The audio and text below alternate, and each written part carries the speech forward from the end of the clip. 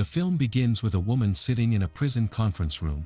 A man named Ted comes to see her. The woman named Liz asks him if he remembers the first time they met. We go back to 1969 and see that in that year Liz, a single woman, is at a bar with her friend Joanna. There she meets a young man named Ted, who sits close to her and smiles at her, and they share their first dance. Liz returns home with Ted while the babysitter is leaving. She tells Ted she'll understand that he doesn't want to go in because she has a baby, but he goes in with her.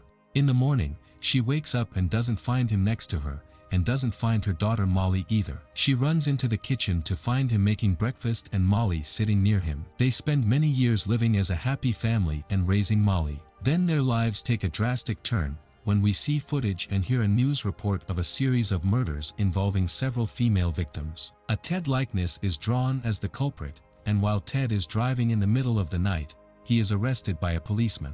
He politely tells the cop that he is a law student in Utah and is on his way home, but the cop immediately arrests him as a suspect for the attempted kidnapping of a woman named Carol Durant. Ted gets a lawyer named John O'Connell, who bails him out of jail. He returns home and sees Liz, who is angry at him for his arrest, especially since he didn't tell her what was going on with him. In the evening they go out to dinner and he explains to her what happened to him while he was away and tells her that someone gave the police his name in Utah, which led to his arrest. He notices a black car that has been following him since he left. He tells Liz that the car has been following him wherever he goes. Later he is inside a library and a girl recognizes him through the newspaper. And then he saw the black car chasing after him. He yells and runs towards the car to confront those inside, but the car drives away immediately. Before the kidnapping trial begins, his attorney John O'Connell brings up the disappearance of the women in Lake Sammamish and how his name landed on the suspect list. Liz is there while the girl tries to prove that Ted was the one who kidnapped her. His lawyer does a good job of trying to prove that her testimony is false and proves that the police gave her a lot of information and trained her in the best way possible to trap Ted.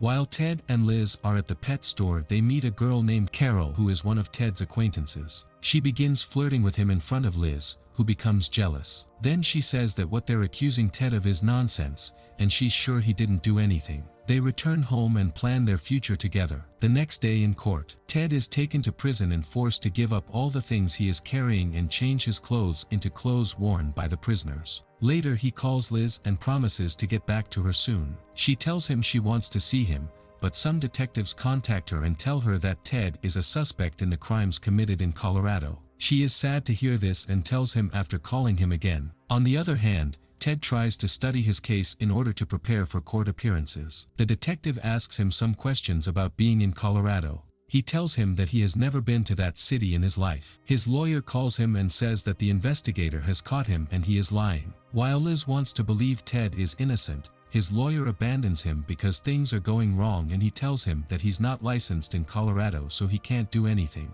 He is being transferred to a prison in Colorado. Liz's friend comes to visit and tells her that she does not trust Ted's innocence. Liz is offended and kicks her out of her apartment. The next day he calls Liz and continues to talk to her even when she is not in a state to talk, but the more he calls her the more she gets fed up. In the next trial he does not get bail and they tell him that they will apply the death penalty on him. He contacts Liz to tell her what happened. He was upset but she hung up the phone. His trial date was soon for Carol's murder. His new lawyer, Jim, thinks this is just a mistake. Ted begins planning an escape while reporters begin to interview him in prison and interview him to gain the public's sympathy. During the trial and between us was the intermission, Ted discovered an opportunity when the guard watching him was flirting with one of the girls. Ted tells the guard he needs to make a call and pretends to be on the phone and looks like he's not planning anything fishy. The guard thinks Ted won't cause him any trouble so he goes back to flirting with the woman. Ted takes advantage and jumps out a window to escape. A woman sees him, but he keeps running while changing his clothes before they can catch him. He is arrested afterwards. Liz goes to visit him, telling him that she cannot continue to support him as his condition is getting worse, and gives him a drawing of Molly. She changes the picture on her desk and puts it in the book Ted gave her. During the break, one of her co-workers,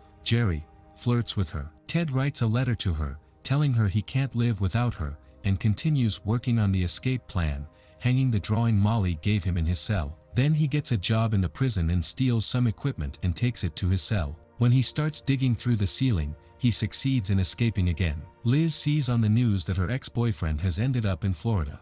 2 weeks later, in January 1978, he met two girls. Both girls were later killed. Before other students are reported to have been attacked in their sleep, an officer tries to arrest Ted, but he beats him and makes him escape. Sheriff Kane promises to make sure Ted is kept away, and takes a picture of his teeth, where his teeth matched the bite that was on one of the victims. And the media is drawing attention to Ted's case. He again acts as a victim and tells the press that he is being mistreated, and that the mayor wants him removed and imprisoned in order to secure his next election. He tries to call Liz several times, but she doesn't answer. He gains a number of female admirers due to his good looks, leading them to believe that he is innocent. Among them is his old friend Carol, the same girl who met him at the pet store. He calls her and she comes to see him, and then she moves to Florida to be closer to him. On the other hand, Liz finally starts reading the book Ted gave her. Jerry arrives to check on her, and she invites him in. While Carol is visiting Ted in jail, the lawyer arrives to see him and tells him that his trial will be the first televised trial in history, and that the state is offering him a deal where he can plead and obtain a life sentence for killing the sorority girls instead of the death sentence. But he refuses and asks the lawyer to leave the place.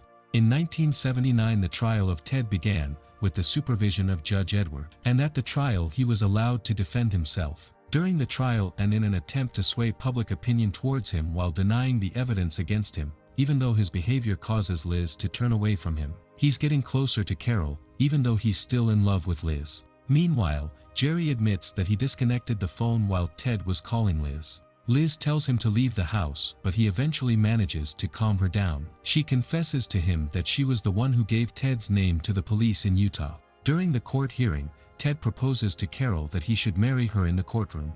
They are legally married, and she later conceives a child. The jury renders its final verdict and finds Ted guilty on all counts. He was sentenced to death by electric chair. Liz, Carol, and Ted's mom are devastated by the ruling. Ted asserts his innocence and attempts to appeal to the court, but the judge rejects him and he is sent back to prison. 10 years later, in 1989, Liz receives one last letter from Ted as he is scheduled to be executed. She goes to visit him in prison to ask him to tell her the truth, but he insists that he didn't kill anyone. After that, she showed him a picture of one of the victims, a woman who was found dead. She asks him what is happening. He writes the word hacksaw for her on the glass separating them. Back in the past, Ted is shown luring a woman into his car where he is wrapping his hand in a fake cast. Then he beats the girl and takes her to the forest. Liz cries on her way out, remembering her time with Ted and realizing there were signs he was unstable from the start. She goes out and meets Jerry and Molly, who tells her mom she's proud of her.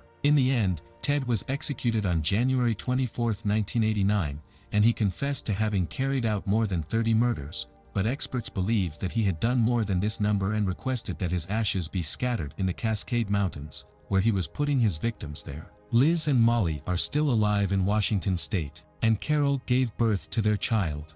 Make sure to subscribe and turn on notifications to watch more videos like this.